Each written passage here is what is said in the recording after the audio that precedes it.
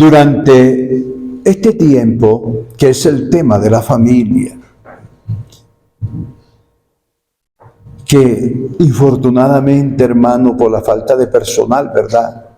Hoy tenemos a un padre de familia en la puerta. Hoy tenemos a otro padre de familia enseñando a los adolescentes. Tuve que pedir el favor a mi hijo que tomara a los más pequeños porque en su defecto nuestra hermana Ruth le correspondía estar con nosotros. Pero cuando nosotros leemos acerca de la razón por la cual Dios constituye el matrimonio, que es donde surge una familia,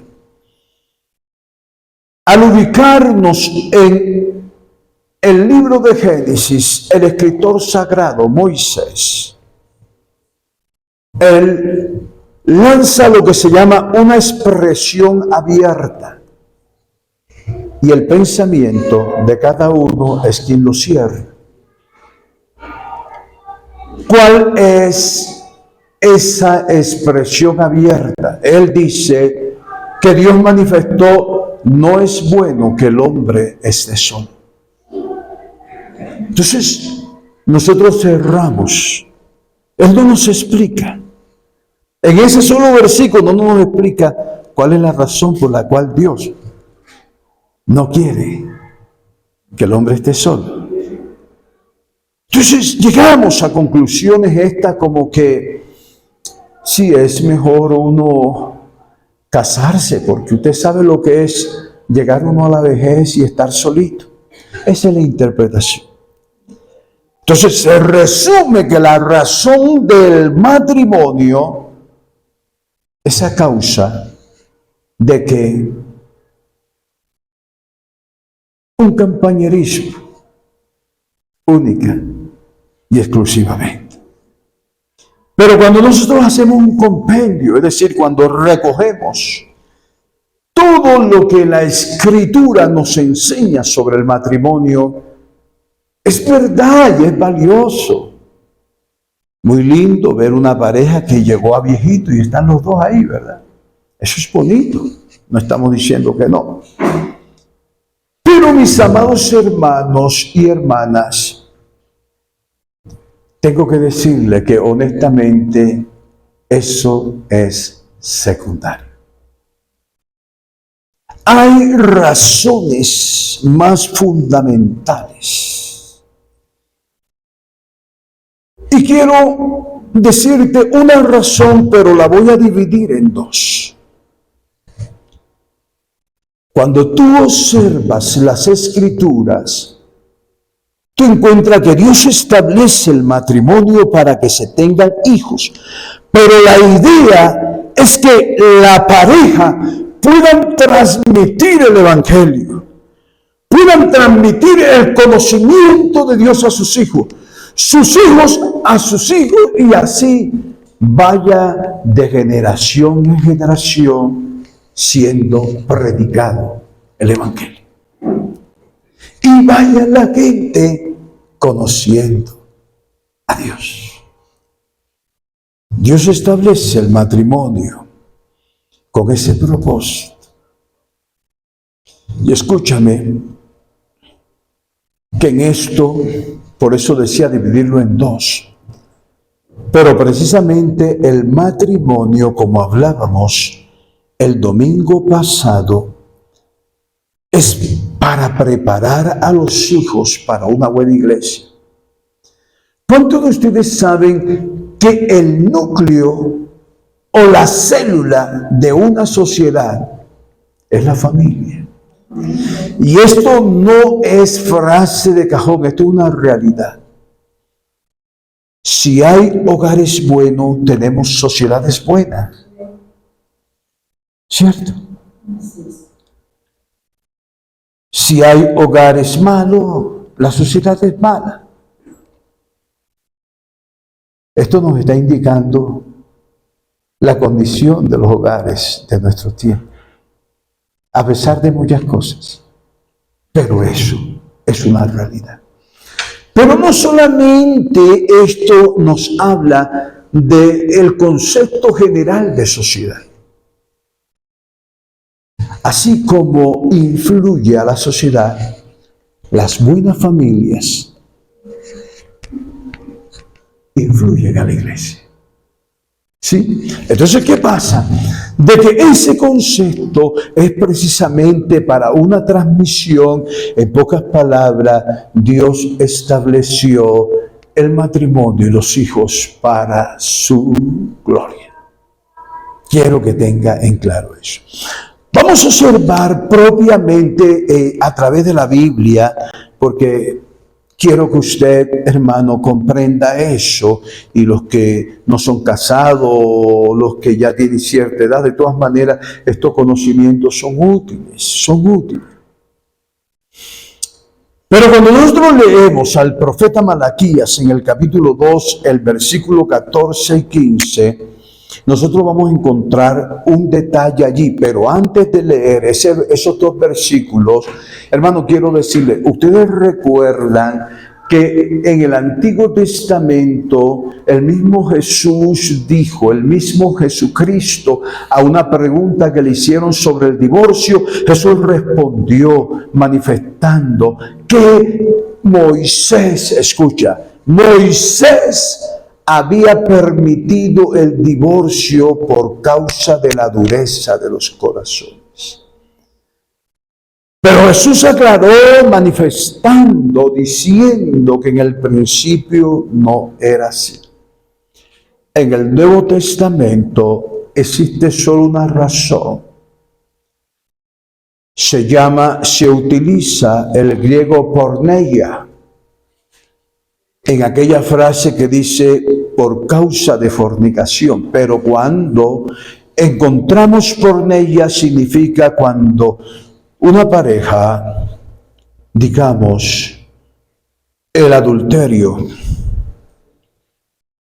no la encontró virgen,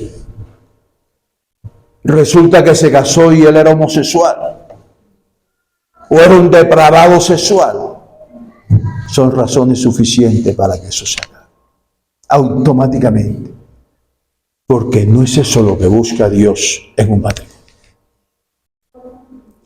Pero no es el momento en que voy a hablar de estas cosas. Yo solo quiero que nosotros observemos un detalle cuando Dios está corrigiendo aquella actitud desenfrenada y perversa que habían hecho los judíos de ese momento. Dice el versículo 14 del capítulo 2 de Malaquías: mas diréis, ¿por qué?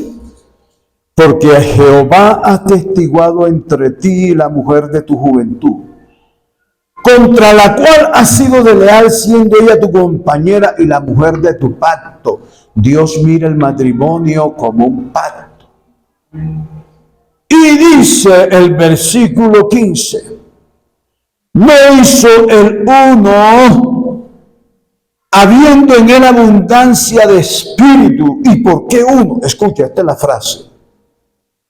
Porque buscaba una descendencia para Dios. Observemos entonces la razón fundamental del hogar, de la familia. Dios busca una descendencia. Vamos juntamente, hermano, a corroborarlo. O sea, Dios establece el matrimonio, no simplemente, ay, que tengamos hijos, ay, que tan bonito, ay, que se vaya más Pedrito, ay, que se vaya. No, Dios dice, no, ten hijos para que sean santos. Eso es lo que Dios dice, para que sean santos. Vamos a observar, mis amados hermanos, lo que nos dice el salmista en el Salmo 78, los versículos 5 y versículo 7. Nos manifiesta lo siguiente, pero antes quiero decir, es fácil que alguien pueda decir, pero eso es el Antiguo Testamento, que eso... Espérate un momentico, hermano. Aquí hay un principio, como para que tengas una idea. Una cosa es la cáscara y la carne del mango, ¿verdad? Y otra cosa es la semilla.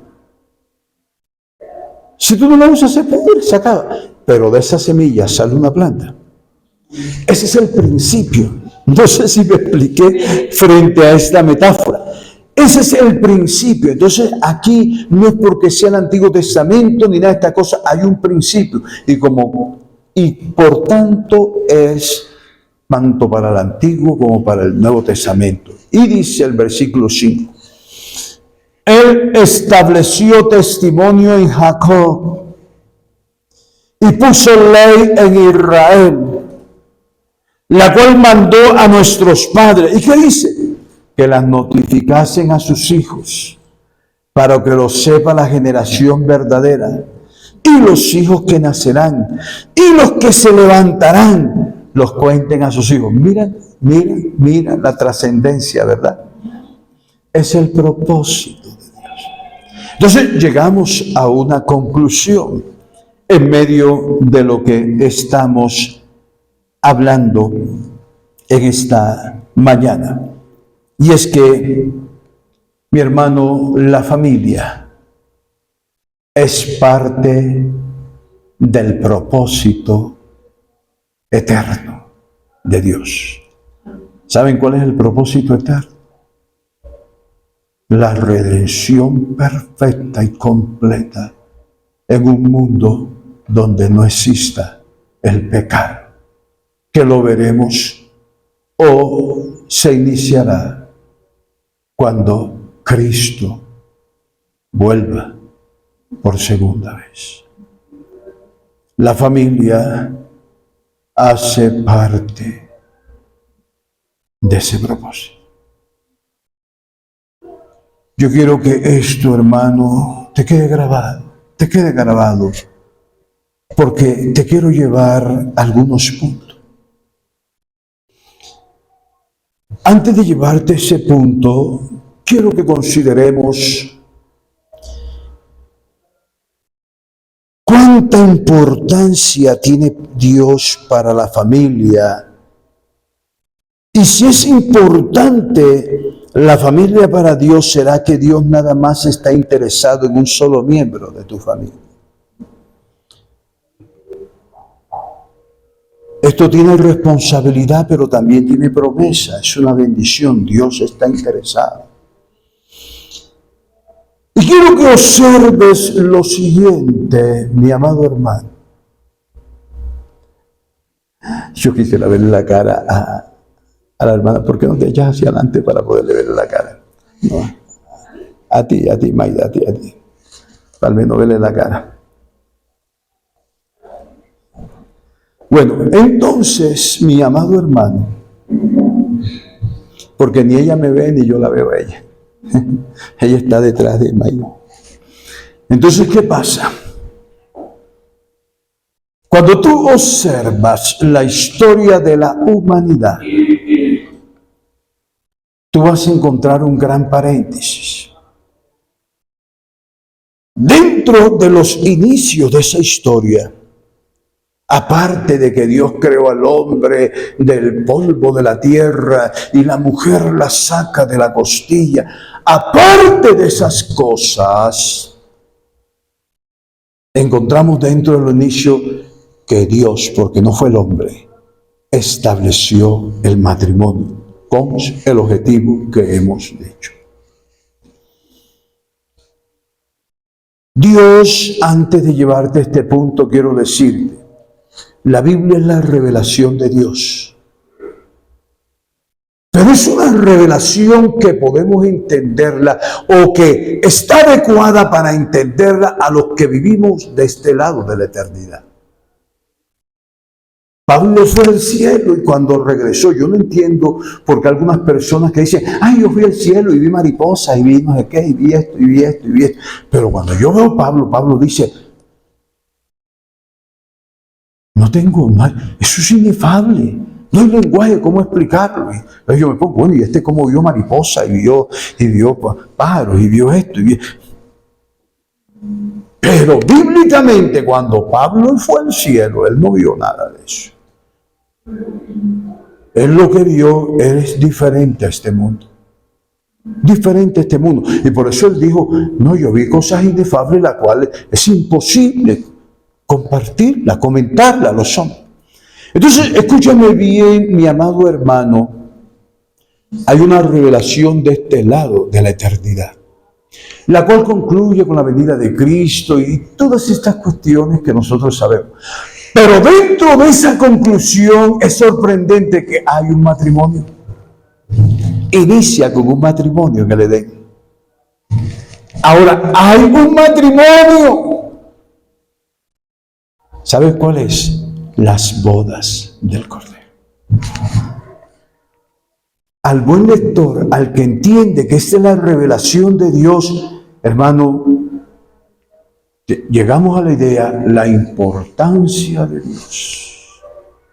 La importancia que Dios le da al matrimonio. Al matrimonio. Dentro de este orden de ideas, de esta línea de pensamiento, quiero que tú pienses en algo. Algo que pone el sello para mí y me garantiza que Dios es un Dios de familia, que Él no está interesado solamente en ti, sino en los tuyos. Dios es un Dios de familia. Y esto lo observamos en el pacto que Dios hizo con Abraham. Tú sabes que Abraham es el amigo de Dios, el padre de los creyentes. Y cuando el Señor hace el pacto con Abraham, Él da una frase, aunque en otras partes encontramos naciones, habla de naciones. Pero llama la atención que Dios le dijo, y en tu simiente, hablando de Cristo, y en tu simiente serán benditos los hombres, no. Serán benditas las familias. Las familias de la tierra. ¿Cómo te parece eso? Dios mostrando su interés. Ahora, quiero corroborar todo lo anterior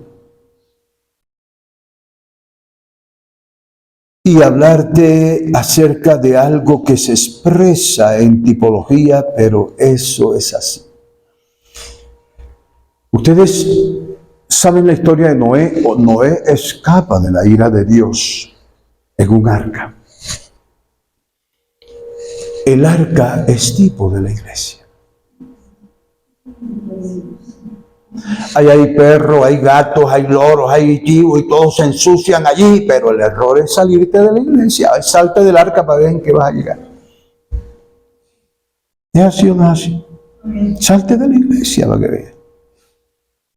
Pero hay algo importante en la iglesia que es lo que supera al chivo, que es el que supera a la vaca, al tigre, a todo lo que habían ahí, el ser humano. El ser humano. ¿Y sabes qué vemos en esa arca? Una familia. No es su esposa, sus hijos y sus mujeres. Una familia.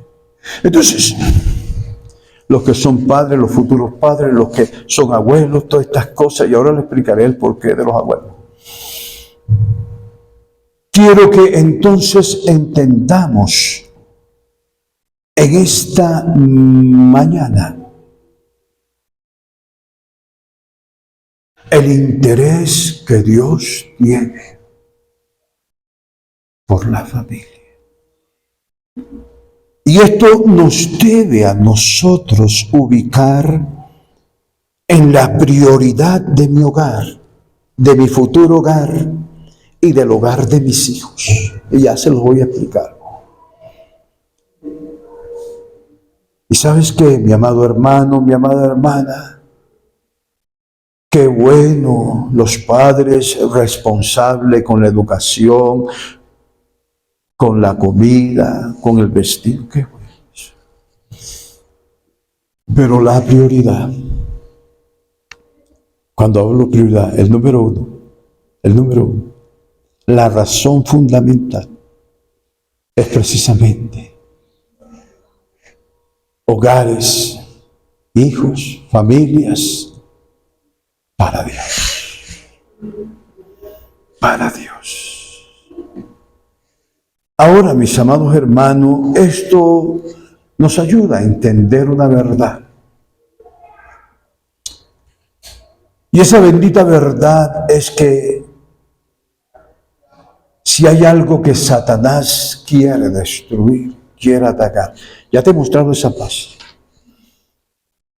Esa es la familia, mi hermano.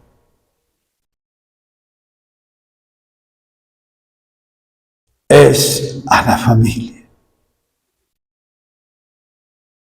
Satanás odia el amor que un esposo siente por su esposa.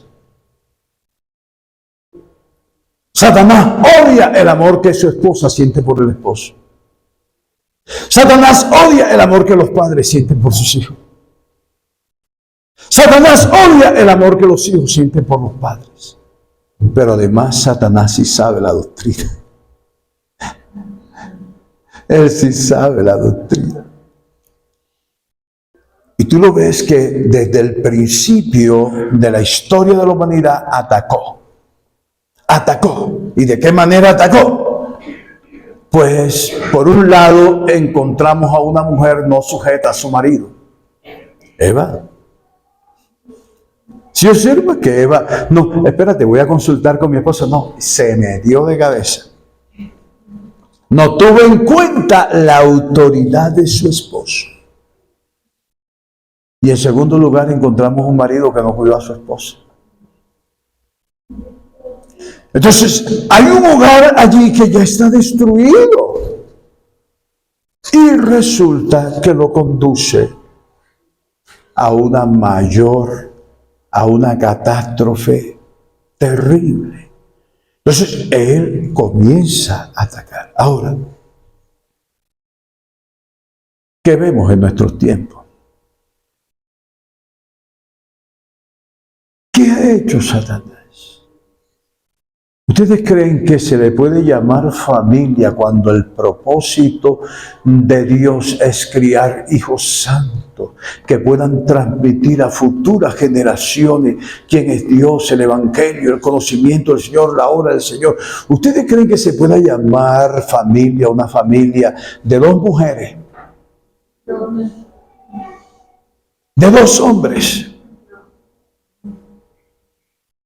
Pero ustedes observan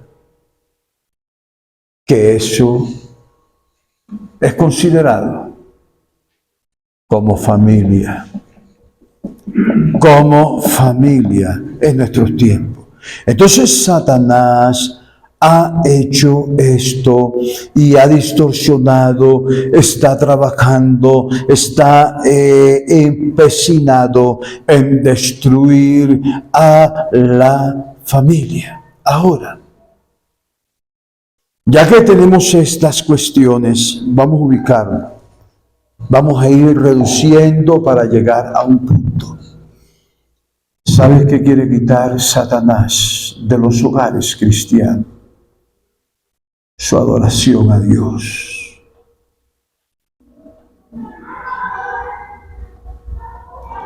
Hogares que no buscan juntos a Dios es porque Cristo no es el centro de esa familia.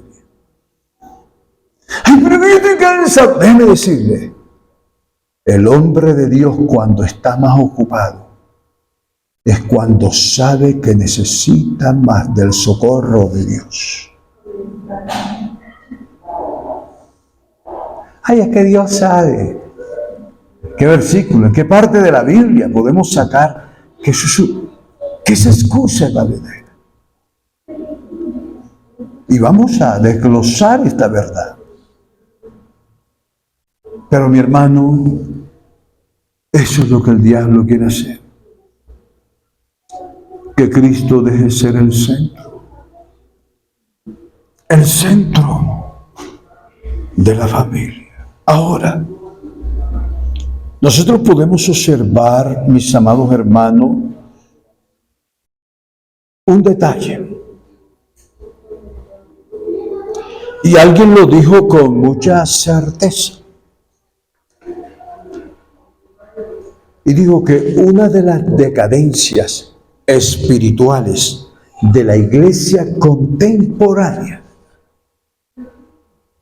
no es la única, pero una fundamentalmente de la decadencia de las iglesias, de la iglesia contemporánea. ¿Saben por qué?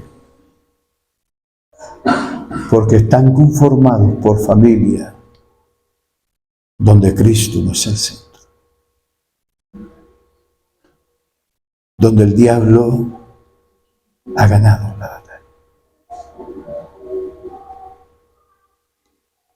Hermanos, quiero comentarle algo. Cuando entra la reforma, en los estudios que se hacen de la palabra de Dios, no dejan a un lado lo que conocemos como la teología de la familia. ¿Sí? Y dentro de eso ellos entienden que la responsabilidad de la vida espiritual, si se descuida, eso es igual a que si estuvieran en cualquier otro tipo de pecado.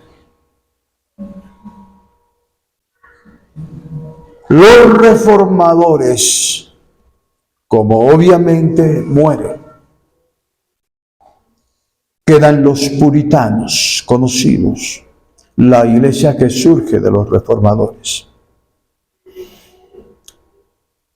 Y esta gente, si él observaba, el pastor, los ancianos de la iglesia, y confirmaba que ese padre o esa madre, y hablo del padre porque como dijimos el domingo pasado, sobre él recae la mayor responsabilidad. Aunque abro un paréntesis, yo estoy impresionado con algunas madres en la Biblia. Por ejemplo, encontramos la madre de Ezequiel.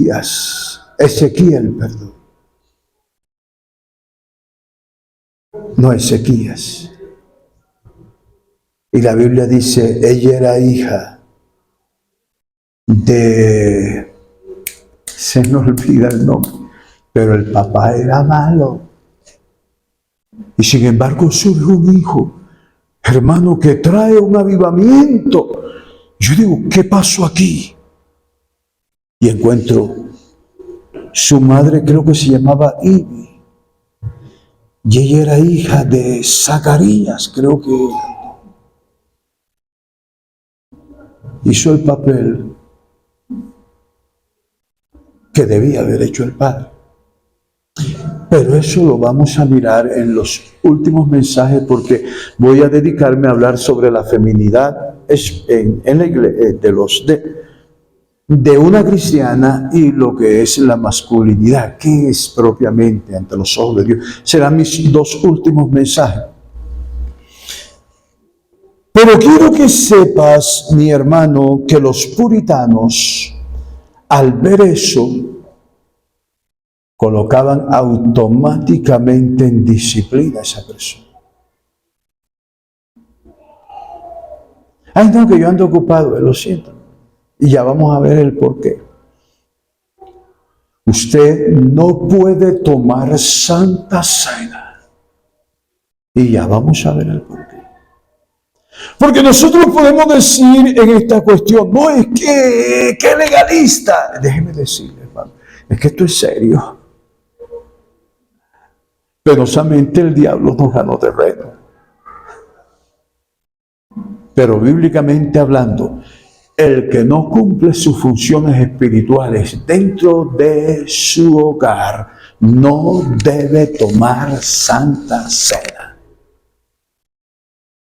Está en desobediencia a Dios en algo que es tan importante para el Señor.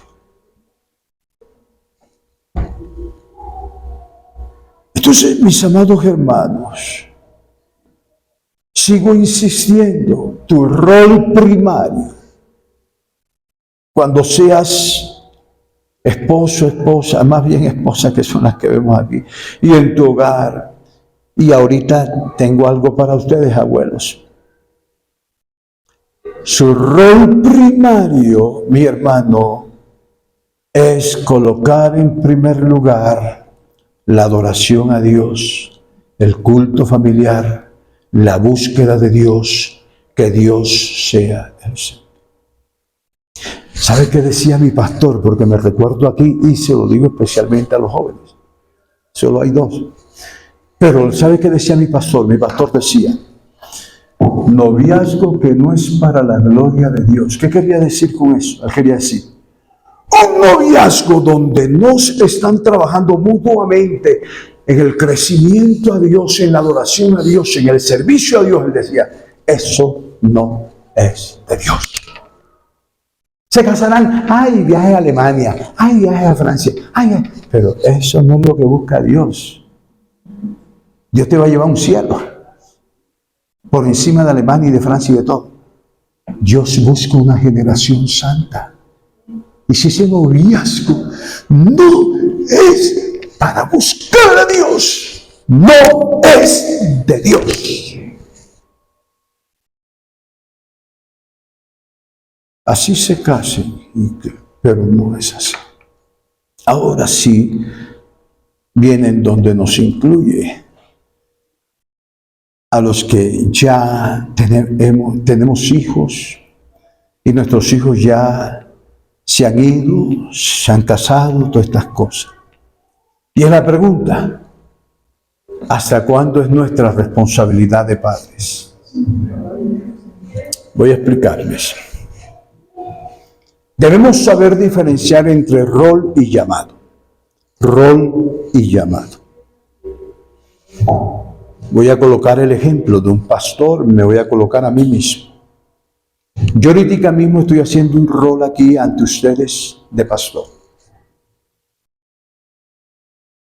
Pero mañana puede que yo, por alguna razón, decida no seguir siendo más pastor.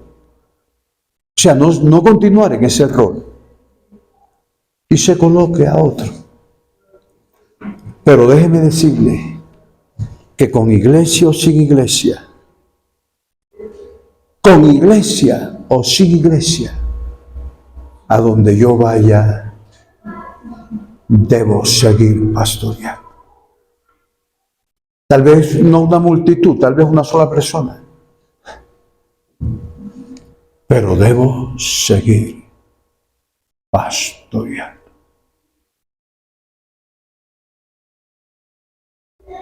Los hijos se van y el rol de padre se acaba hasta cierto punto. Tú no te vas a meter en el hogar de tu... Ay, que tienes que hacer esto. Eso es un hogar nuevo. Te vas a meter en eso. Pero tu llamado prevalece. Lo que tienes que identificar es cuál es tu llamado.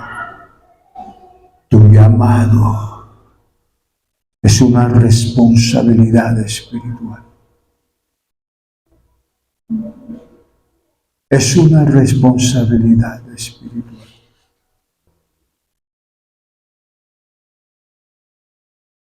Y toda la vida tienes que cumplirla. Ellos deben honrarte a ti toda la vida. Y el rol llega un momento.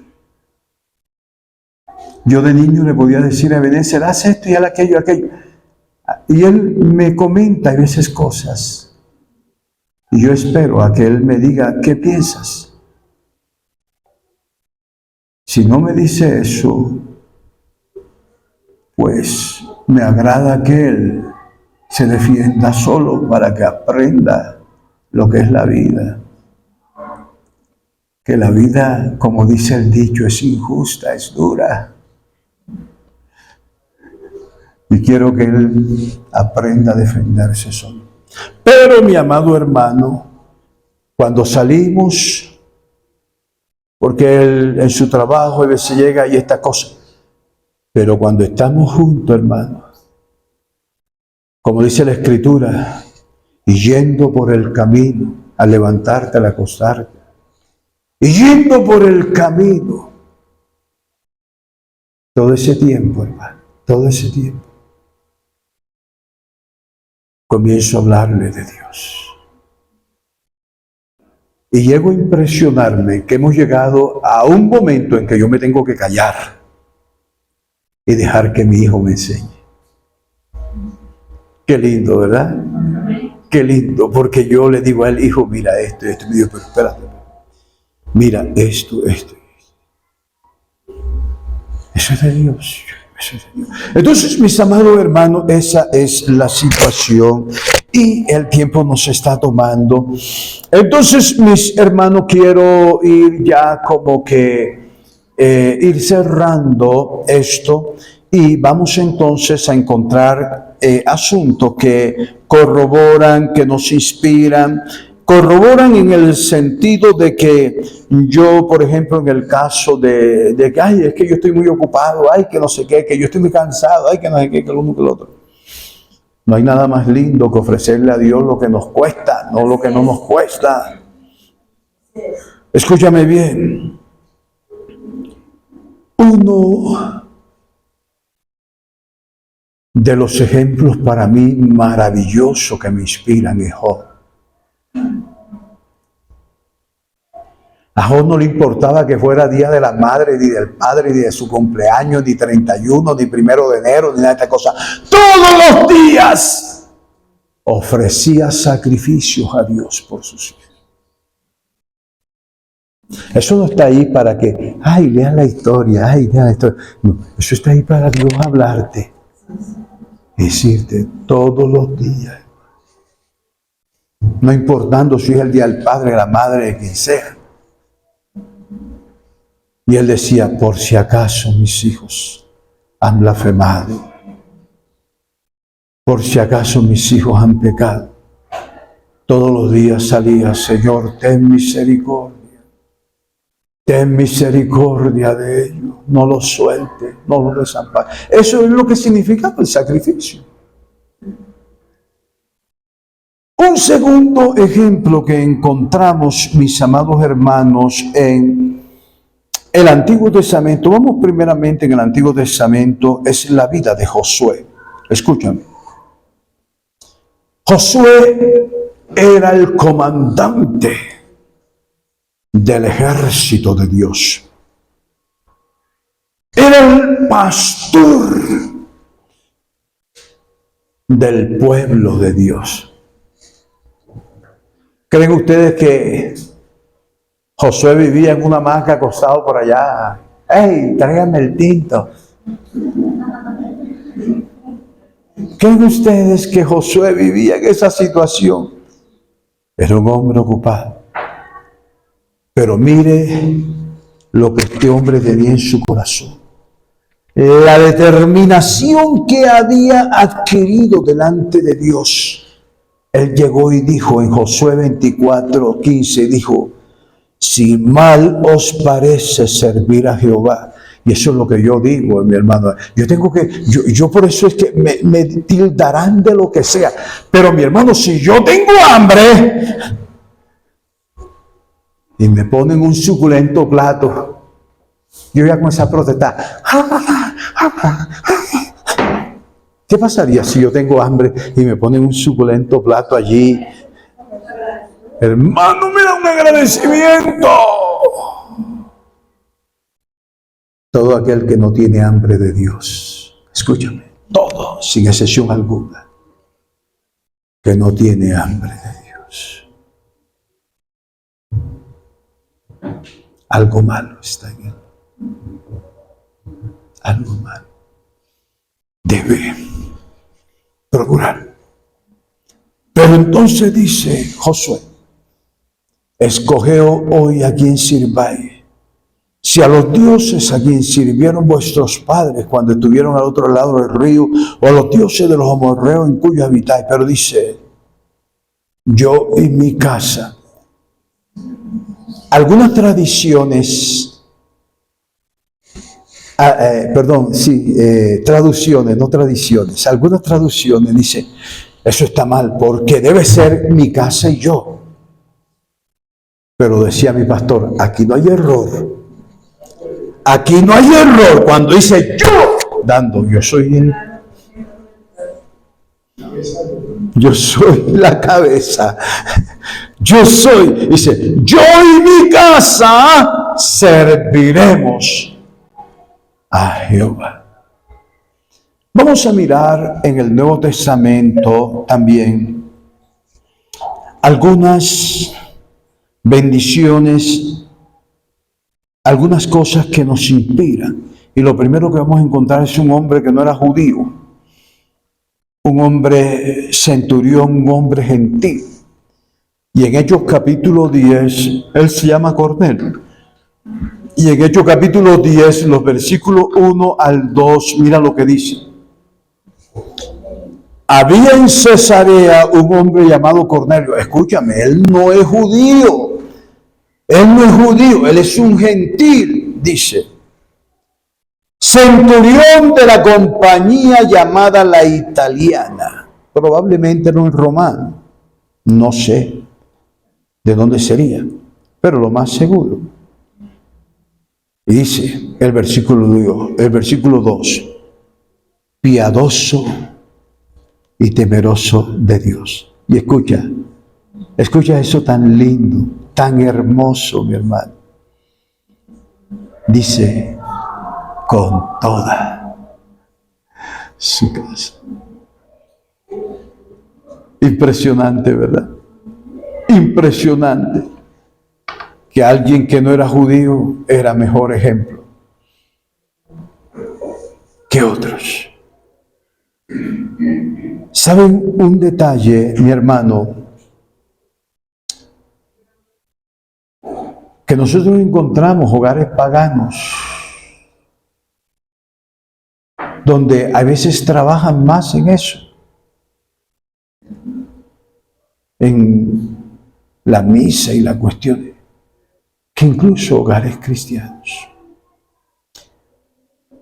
Pero vamos a ver a otro hombre, y aquí lo hago adrede para que las mujeres también vean la maravillosa obra del Señor. Y está en 2 de Timoteo capítulo 1, y vamos a leer versículo 5.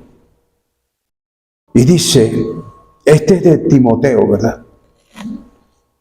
Y dice, trayendo a la memoria la fe no fingida. Eso significa que hay fe falsa, ¿cierto? De labios para afuera, cosas así, hay fe falsa. Pero él dice, la fe no fingida que hay en ti. Y escucha, la cual habitó primero en ¿dónde? Segundo, y en tu madre Eunice, y estoy seguro que en ti también. Ay, hermano. Observa, no dice, la fe que hay en ti, que primero estuvo en tu abuelo José, y en tu madre, y en tu padre Augusto o Carlos. ¿Sí notan eso? ¿Sí notan eso? Primero estuvo en tu abuela y en tu madre Eunice, y estoy seguro que está ahí. Escúchame, en este mismo libro de 2 de Timoteo, en el capítulo 3, versículo 15, nos muestra acerca de la niñez que tuvo Timoteo, el hijo espiritual y ayudante de Pablo en el ministerio. Y dice, 2 de Timoteo 3:15, dice, y que desde la niñez has sabido las Sagradas Escrituras. Escúchame. y que de la niñez has sabido la Sagrada Escritura. No dice la historieta por allá, no. La Sagrada Escritura, las cuales te pueden hacer sabio para la salvación por la fe que es en Cristo Jesús. Entonces, mis amados hermanos, estamos viendo estos ejemplos que nos inspiran. Entonces, vamos a ir a una conclusión y vamos a colocar dos aplicaciones para concluir en eso. La primera conclusión en que nosotros llegamos después de haber hablado todas estas cosas, mis amados hermanos, es que ciertamente es el interés de Dios, ¿verdad? El interés de Dios con las familias, no con un solo miembro, y esto nos da a nosotros una preciosísima promesa de saber que Dios está interesado en que tu familia sea salva, sea santa, sea todas esas cosas. Yo no sé, yo voy a decir algo que puede que choque con algunos teólogos, pero cuando yo me ubico en esto, conozco la doctrina de la elección. Fuimos escogidos por Dios desde antes de la fundación del mundo. Pero mi hermano, esta doctrina me indica a mí que si Dios está interesado en mi salvación y está interesado en la salvación de mis hijos, es porque mis hijos también pertenecen, son de Dios. Dios quiere hacer una obra. Entonces, mis amados hermanos, nosotros encontramos a un hombre al cual Dios lo llamó mi amigo. Mi amigo lo llamó Dios. Impresionante.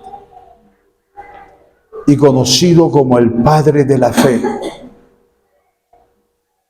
Pero dentro de las virtudes, escúchame esto, porque este era un hombre de altar, era un hombre de adoración a Dios. Eso es verdad. Ustedes conocen, hermano, la prueba que pasó con su hijo Isaac. Ustedes conocen todo eso. Pero hay algo, hermano, que lo caracterizaba a él. Escucha lo que Dios dice de él en adoración. Escucha, Dios exaltando. Dios, hermano, colocando en alto a una persona. En Génesis, versículo 18, capítulo 18, versículo 19, habla Dios acerca de Abraham, y mira lo que dice: porque sé, Dios sabía de él, que mandará a sus hijos y a su casa después de sí, que guarden el camino de Jehová, haciendo justicia y juicio, para que haga venir Jehová sobre Abraham lo que ha hablado acerca de él. Dentro de las cosas que Dios admiraba es que él sabía que él enseñaría a sus hijos el camino de Dios. Ahora, ¿saben ustedes quiénes son los hijos de Abraham? Los creyentes. De acuerdo a Gálatas, la promesa de Abraham fue la simiente. Y Pablo dice que el verdadero judío es el que cree. Pero encontramos en la Biblia un momento en que Jesús, contendiendo con los judíos, le dijo: si vosotros fueran hijos de Abraham, las obras de Abraham harías. Traduciéndola y aplicándola a nuestras vidas, significa: